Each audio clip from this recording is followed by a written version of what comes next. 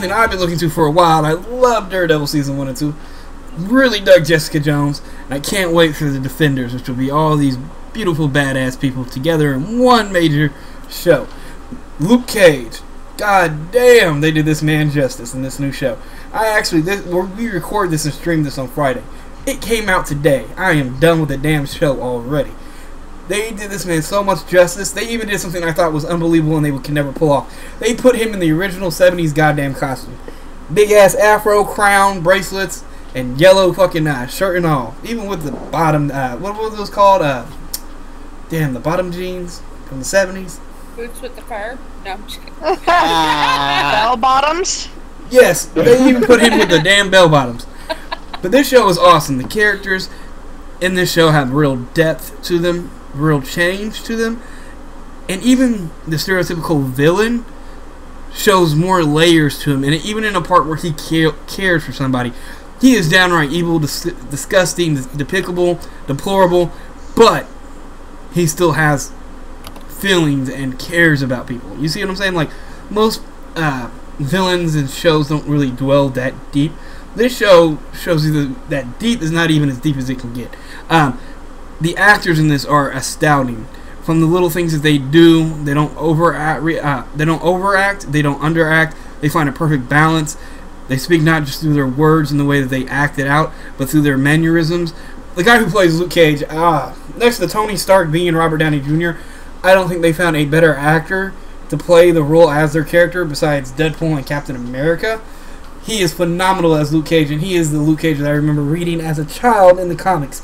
See, for everybody out there, I'm a huge comic book fan, and I actually remember the days where you could go into comic book shops. They still can do it now. But you could buy 10 old comics for like $1 in the rehash bin, and I used to get the Heroes for Hire, which is my man right here, Power Man, or Luke Cage, and Danny Rand, Iron Fist. And I just love the hell out of this. And I was kind of iffy. I'm like, okay, they're going to modernize it. That's fine. I liked what they did with him in Jessica Jones. Let's see what they can do here. And they did not disappoint. I think this is more true to the character.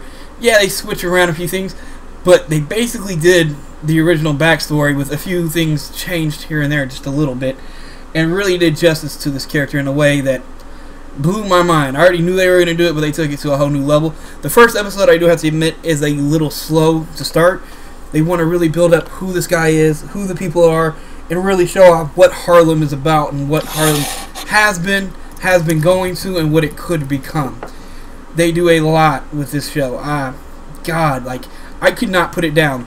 Like I said, the first episode's a little slow, but by the end of the second one, man, you are hooked, and it's just full speed ahead. And oh, I'm sorry, I was reading that we had 5 viewers. Talking about fucking ghosts in the Discord. God damn it, I'm going to have to cut that out when we do the video. That made me stop and pause. I'm like, what the hell? God damn. No, you don't. No, you don't. Don't look at Discord. Just don't do it. Michelle's losing her shit right now. I'll stop and then I'll get back to the review because I can't. I just can't at this minute. That laughing is contagious. That's gonna be cut.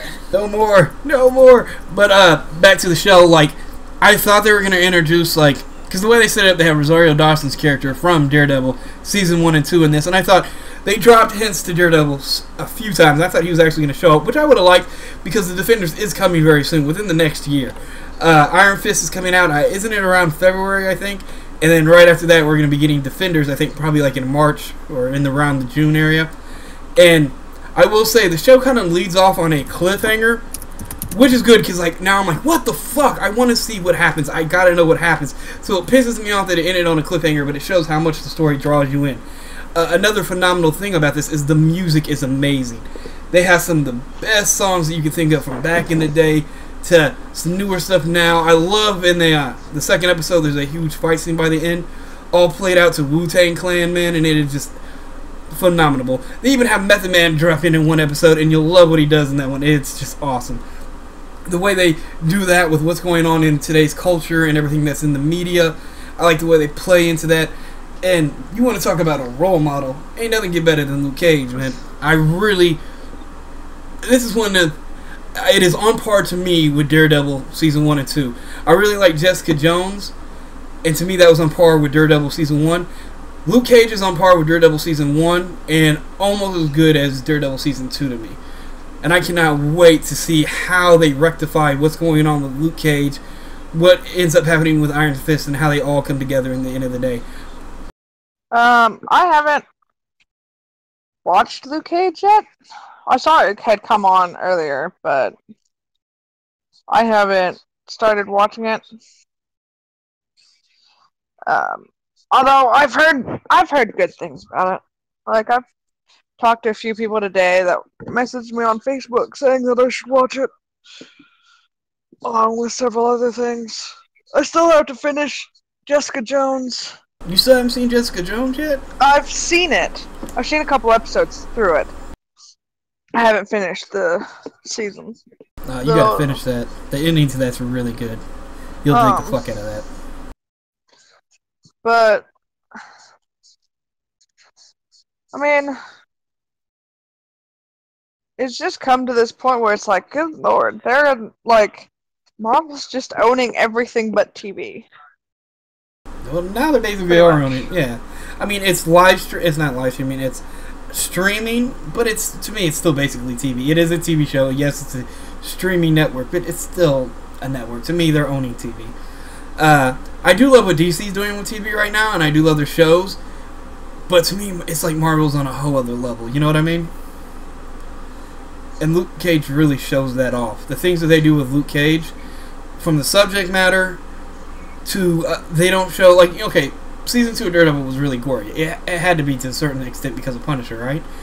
This one has some gore in it, but it doesn't go beyond what it should have. You know what I mean? It also doesn't... it strikes a great balance because it brings in the gore that it needs, but it doesn't overdo it and it doesn't undersell it. It's realistic to it. The fighting in it, I still think Daredevil has the best fighting in all the Marvel shows. But with Luke Cage, he's not a martial artist.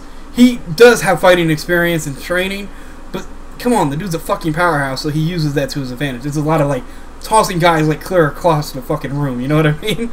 And one-shotting dudes down. Which is fine. Like, seeing him mow through 30 dudes is just fucking amazing. And especially the way they shot it. The choreography of the fighting styles and this and that, and the cinematography. It's just...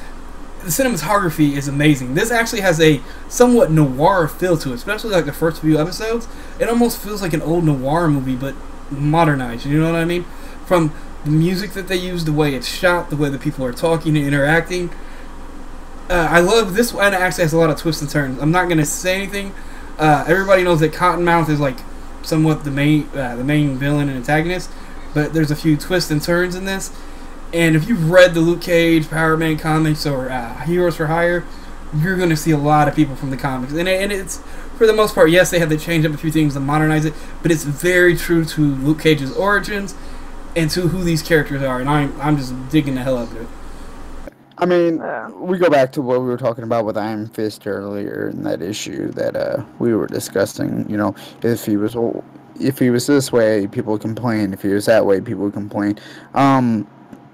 Is there a lot of Iron Fist in there though? Because I hate to break your heart, but I like Iron Fist over Power Man.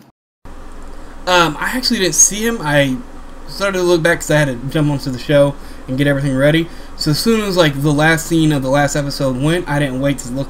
See, and stupid me, like, of course Marvel always puts something after the credits. I didn't wait to see. I know that Iron Fist was supposed to be in the last episode, but through the whole main episode he wasn't there. I bet he's in the credits. But you know, man, like, and I love Danny Rand too. He's awesome. Luke Cage, to me, I like him a little bit more than Iron Fist. But hey, man, everybody to each their own. But them together, man, like, they're the best. They're like one of the best team ups ever, and you gotta admit that. So seeing them together is something I gotta see, and I bet it's the same way for you. Yeah, I mean, it is. I mean, that's just how I am.